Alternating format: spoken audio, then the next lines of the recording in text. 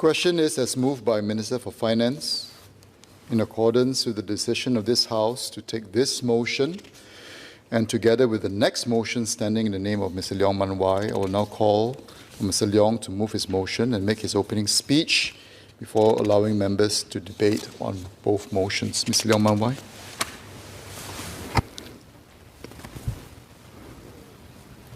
Sir, I beg to move that this Parliament calls upon the government to take urgent and concrete action to address the widespread anxiety among Singaporeans on jobs and livelihood caused by the foreign talent policy and the provisions on movement of natural persons in some free trade agreements like the Comprehensive Economic Cooperation Agreement. Mr. Speaker, sir, it is a shame that this government has persistently tried to link the public discourse on CECA to racism.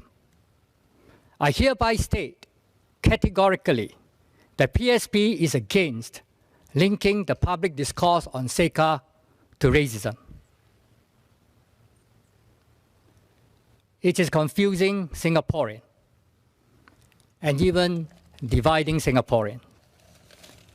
All that Singaporeans want to know is why jobs and livelihood situation for many Singaporeans has worsened over the last 20 years. Give me the data. Give me the answers. Singaporeans are crying out. And PSP is responding to their calls when we accepted the invitation from the Law Minister to do this debate. The Singapore-India Comprehensive Economic Cooperation Agreement, or CECA, is not a race issue, but a trade agreement issue.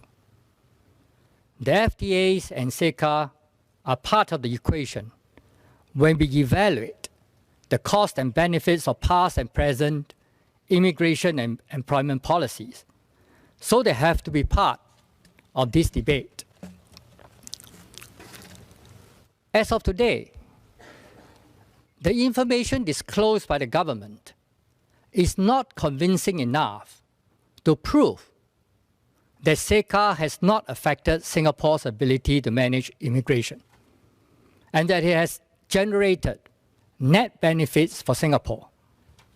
As a result, the PSP is strongly against the government from shutting off further discussion on the matter. But we agree that CECA is not the main issue today. Mr. Speaker, sir, our motion today is about jobs and livelihood of Singaporeans, not xenophobia or racism, nor is it directed at any nationality or race. In order to achieve greater economic success, Singapore always needs the right foreign talent to complement our Singaporean core. We agree to that. The PSP is pro-Singaporean and welcome foreigner to work with Singaporeans for mutual benefit. Let me be clear. The PSP is pro-free trade, but not free for all trade. Free trade must benefit all our people and not just some people. We want the benefits of free trade to be shared equitably with foreigners here and among all Singaporeans. However, when there's an imbalance of interest, we will need to redress the situation. In seeking to rebalance our foreign talent policy, we are not advocating a closed Singapore, nor blaming the foreigners. After all, we are responsible for our own policy. The government has been grappling with the foreign talent policy for the last 20 years. We take the foreign talent policy to mean all the immigration and employment policies which the government has implemented since the late 1990s for attracting foreigners. Actually, there isn't a foreign talent policy defined by government and debated in Parliament at the beginning. However, there's a concept of foreign talent, which was mooted in the late 1990s in line with the idea of competition for global talent in the new knowledge-based economy. Initially, Singaporeans largely did not react negatively to it because we are basically industrious and pragmatic and ascribe to learning from others. However, the government opened the floodgates for relatively low-wage work pass holders instead of attracting foreign talent. While work permit workers, like the construction workers, take jobs that Singaporeans generally do not want to do, the work pass holders are the employment pass, EPs, and S-pass, SPs holders, who are collectively known as foreign PMETs because they take up jobs as professionals, managers, executives, technicians in our job market. The speed and size of the immigration, due to easy immigration policies and unfair wage policies, forced many Singaporeans out of jobs and then into long-term underemployment. The angst among Singaporeans reached a high in 2008, when in that year alone, 80,000 PRs were given out to work pass holders. As a result, the large displacement of Singaporean PMETs became a major issue in the general election 2011.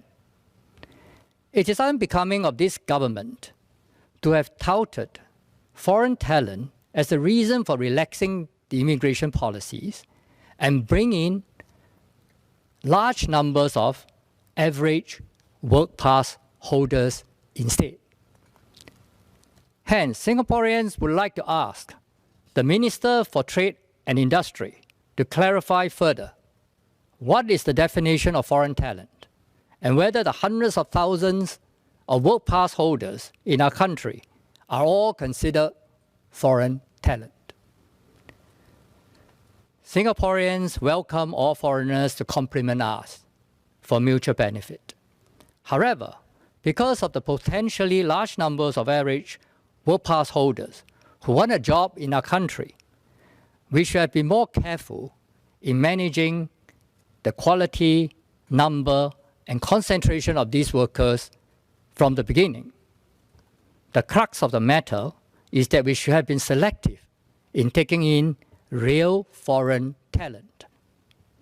The failure to do so was a policy failure, and that's why a rebalancing is required now.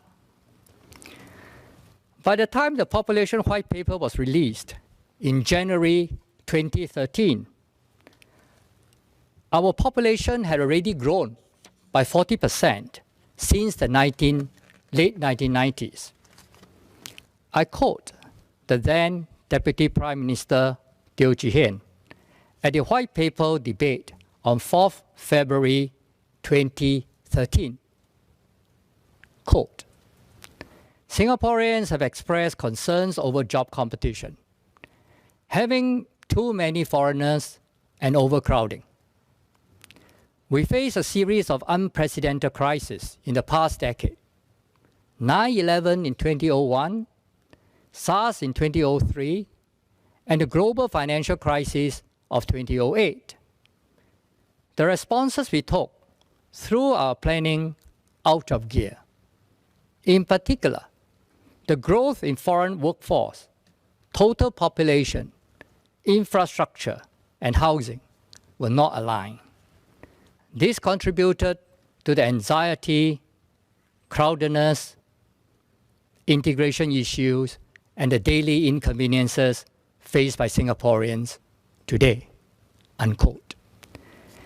This was in February 2013. So the problems we are facing today are not new. And the quote from the DPM then was the closest you can get from a minister in admitting policy failures that have caused widespread hardships to many Singaporeans and Singaporean workers. The white paper was to provide a roadmap to align total population, foreign workforce, infrastructure and housing, based on an assumed population of 6.9 million in 2030.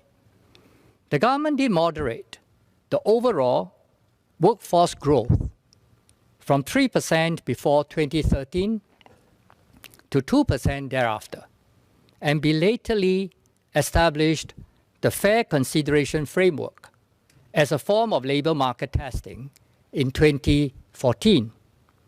However, the jobs and livelihood problem for Singaporeans did not improve, and the underlying sentiments in our society continue to fester.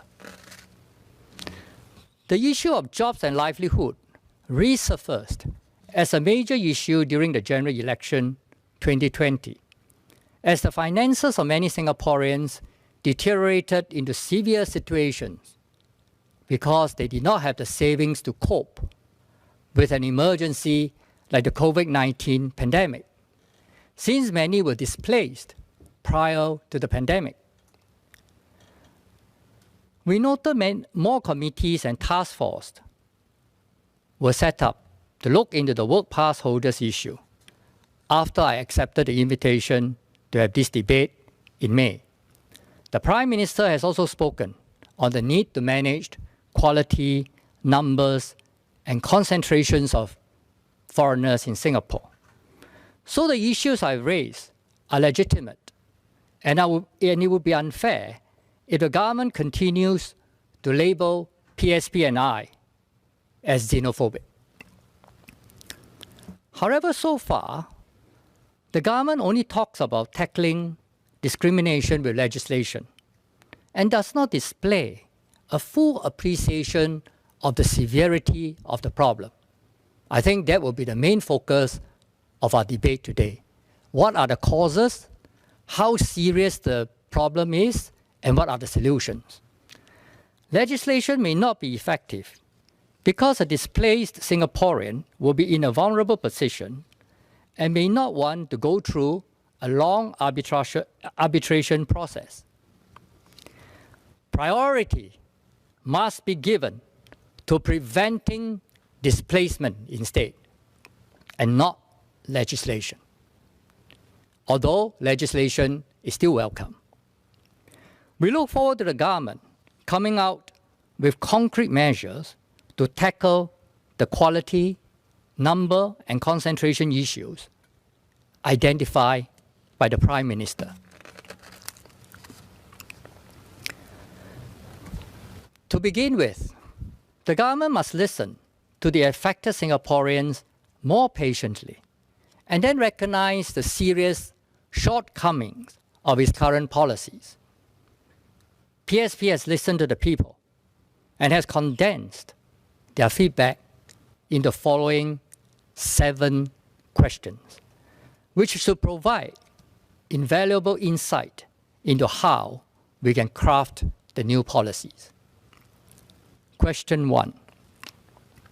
Why so many Singaporeans have difficulties in finding good jobs when there's so many work pass holders in Singapore? There's a big imbalance in the job market. On the one hand, Singapore is hosting 400,000, maybe 350,000 now, pass holders, and 250,000 PRs, accounting for about 20% and 15% of its PMET workforce. On the other hand, Singapore has 500,000 lower wage workers who needs government financial aid to live decently, and more than 100,000 gig workers deprived of basic employment benefits and future prospects, and hundreds of thousands of Singaporeans under the various job support schemes, and many more underemployed, including the increasing number of self-employed workers. Are there not enough Singaporeans? Or are they not given the opportunities by employers? So the numbers are there. Question 2. Are there really more jobs created for Singaporeans if underemployment is a growing problem? The government has maintained there are more jobs created for Singaporeans than for work pass holders. However, many Singaporeans doubt whether there is net job creation for Singaporeans after stripping out the immigration effect from the employment statistics. The statistics which lump Singaporeans and PRs together in a category called residents. Hence, Singaporeans would like to clarify with the Manpower Minister whether the 380,000 PME jobs supposedly created for locals from 2005 to 2020 represent a net job creation for Singaporeans during that period. I know those numbers were given in the last ministerial statement in 6 July, but there are a lot of questions behind it. If there are insufficient jobs created, a portion of Singaporeans will become unemployed or underemployed. Underemployment can be defined in 2 ways.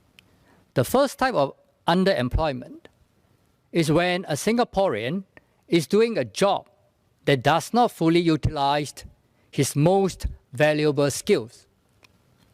For example, a displaced senior vice president of a bank may not be able to find the same replacement job and ended up being a Grab driver. The second type of underemployment is when Singaporeans cannot find work for the number of hours or days she plans to do. For example, a Singaporean may want to work for 8 hours a day, 5 days a week, but can only find enough work for 4 hours a day, 2 hours a week. She is still considered employed, as a person is considered employed as long as she has worked for at least 1 hour during the reference period under our employment statistics. So the low unemployment number that the government is touting may be masking a deepening underemployment problem, which we have to look into.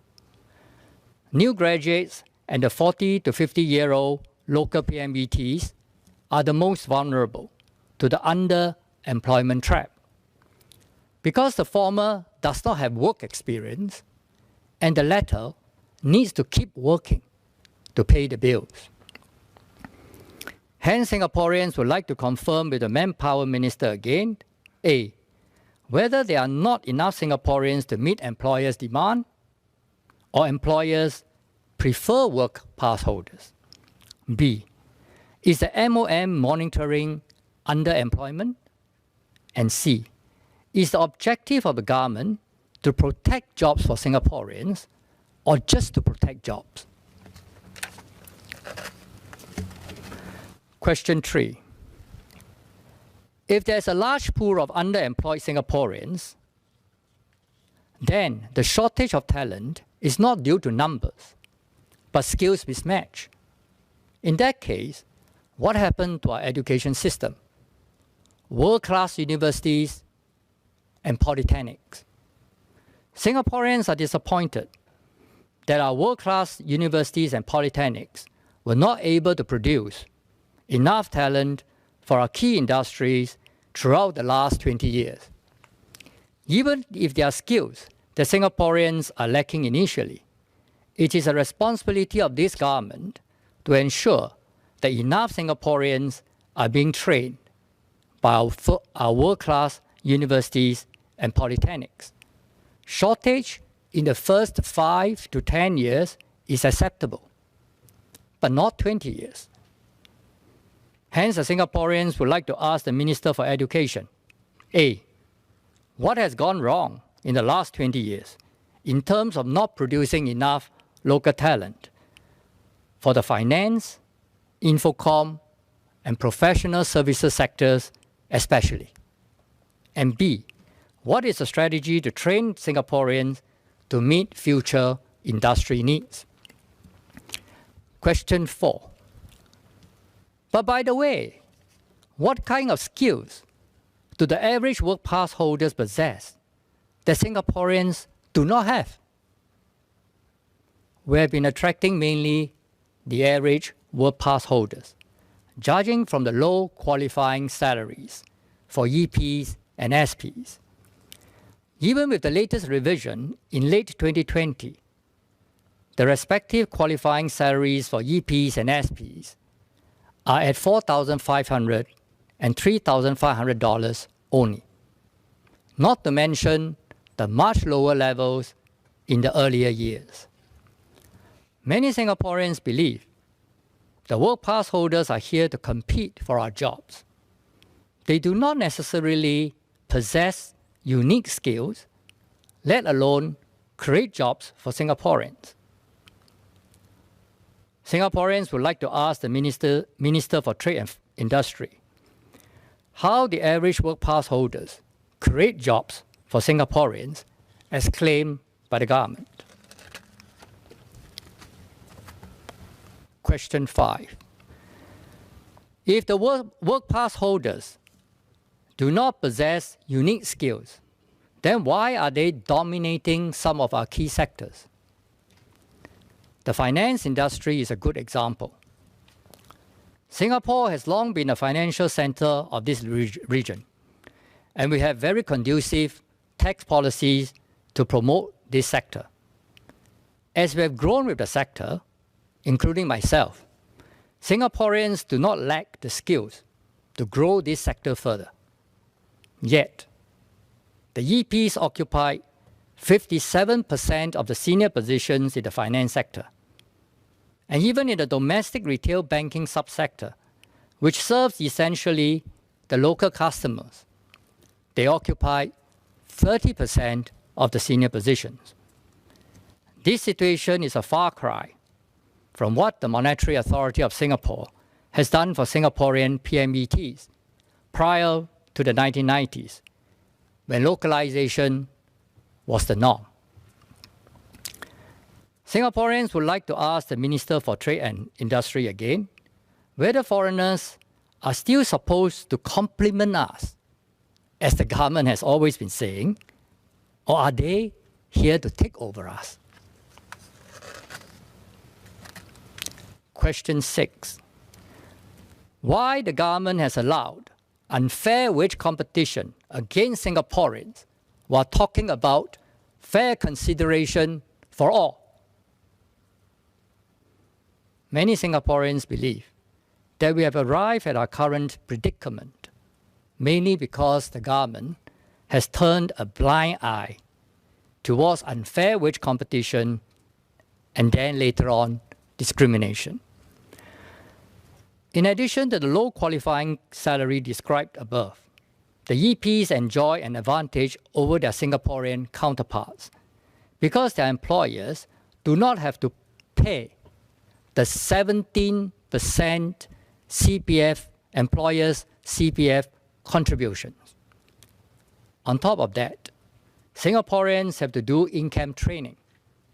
Thus, overall, it is more cost-effective for an employer to hire a foreigner, even if there are relocation and housing costs involved.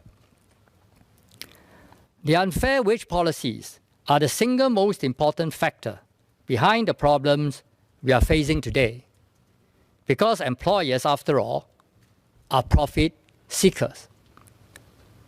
This has a very debilitating effect on our Singaporean core, because with competition and wage depression, many Singaporeans make the rational decision to avoid sectors that have competition with foreigners, like the engineering and infocom sector. As a result, the number of Singaporeans available to work in these sectors declines significantly over time, allowing foreigners to take up even more positions in such sectors. This is the mechanism that has likely caused the rapid rise in EPs in the infocom sector, and not because of the growth of the digital economy per se. Question 7. Why did the government continue to consider discrimination confined to the minority of employers, despite seeing the high concentration of EPs in certain sectors for the longest time?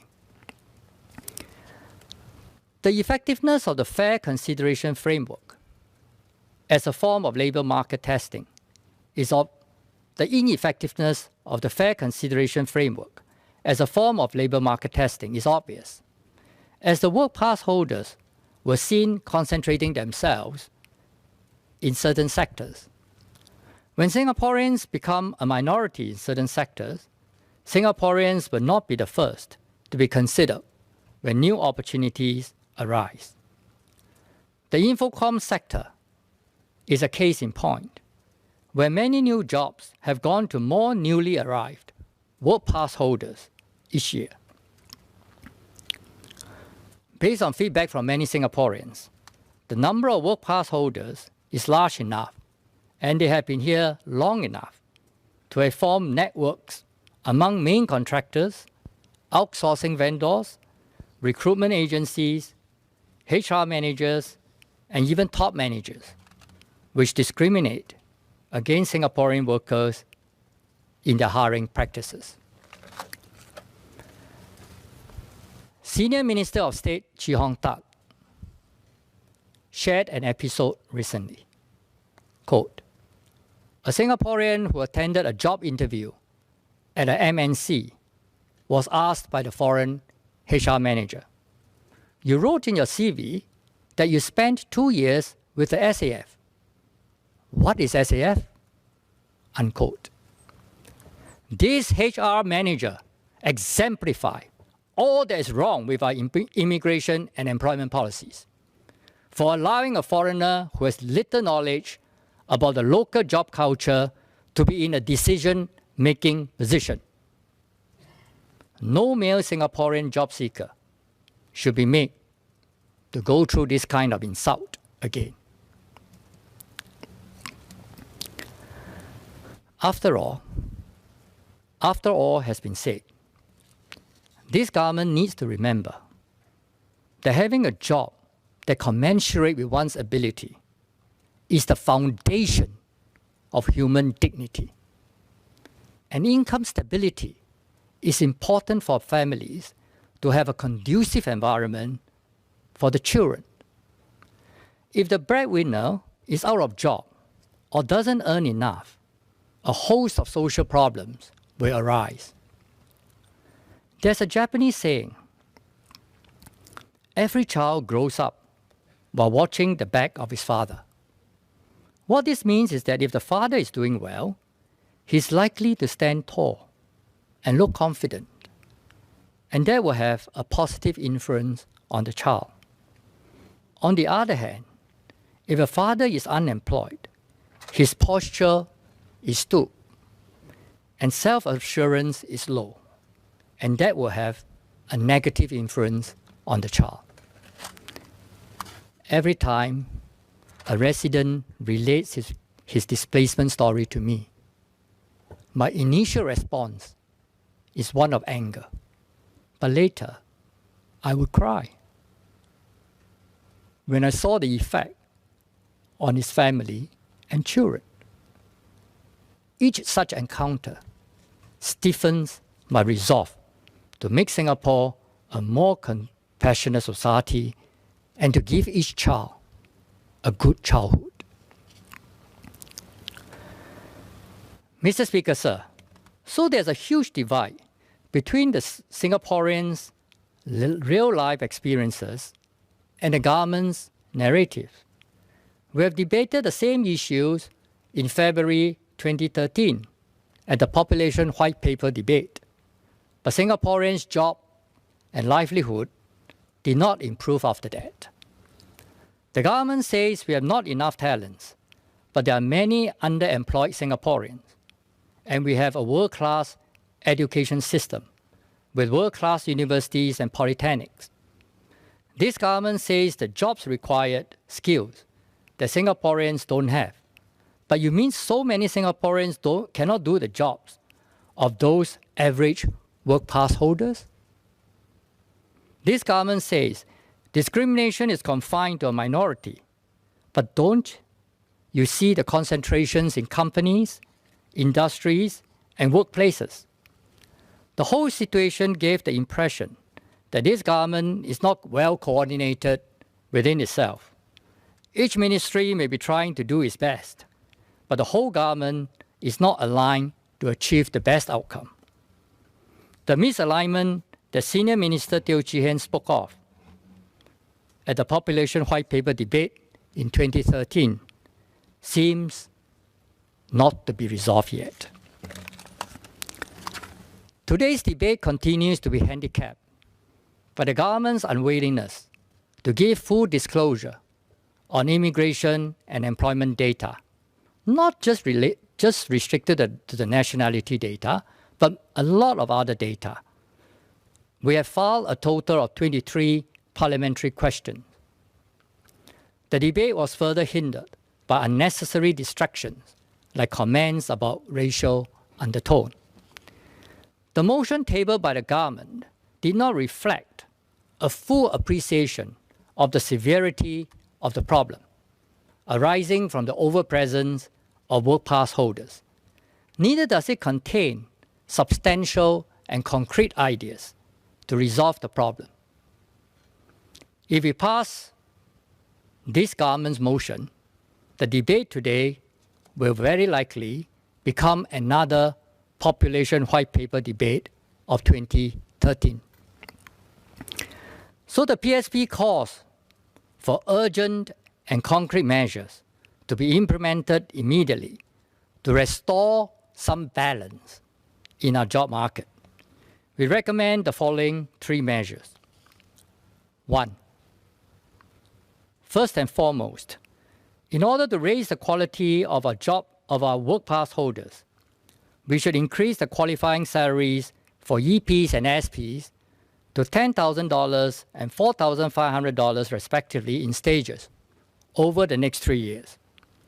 In addition, a standard monthly levy of $1,200 on all EPs should be introduced immediately to reduce unfair wage competition. This will create a better chance for our new graduates of getting good jobs and older PMETs of retaining their jobs immediately. 2. To break up concentration and to eradicate discrimination, we should impose a cap on workers from a single nationality based on the percentage of a company's staff strength in each of its business functions. We think new laws may not be effective because a displaced Singaporean will not be in a strong position to go through a legal or arbitration process. In the long term, we aim for a 10% single nationality cap to ensure diversity in our workforce and seek talent from different parts of the world instead of predominantly from one country or region. We also aim for a 25% to 30% combined PMET cap on work pass holders and PRs in the long run. New companies can be allowed to deviate from the cap, provided they can prove there is a genuine shortage of such skills in Singapore, and they have concrete and committed plans for localization, including transference of knowledge and skills within a stipulated time. 3. The number of PRs and new citizenships awarded to work pass holders each year should be reduced to be in sync with the overall tightening of the foreign manpower, to foster a longer period of social integration in order to reinvigorate our national identity. We also recommend the creation of standing select committees for every ministry in this parliament, with representatives from different parties to enable more informative exchange on policies and monitor the implementation of new policies until the anxieties of our Singaporeans are completely relieved. We should not forget those Singaporeans who have been displaced too. We should not only help them look for a good replacement job, but also give financial help for the healthcare and education needs of their family during the period when they are underemployed. Especially, we should not allow a problem of this generation to have a long-term negative effect on the next generation. Mr. Speaker, sir, despite the pressure on PSB, despite the tone of the Law Minister's challenge to file a motion, despite the underlying suggestion in the government's motion that PSP is trying to fan anti-foreigner sentiment, all of which my party has denied. The PSP has given careful consideration and felt it is our duty to raise the issues, file this motion, and have it fully debated. And Singaporeans can see that the government is taking this issue more front and center in its public pronouncements, including in the 2021 National Day rally. The debate must not end here. This must be the start of a healthy and proper dialogue. Singaporeans deserve better for country, for people. Sir, I beg to move. Thank you.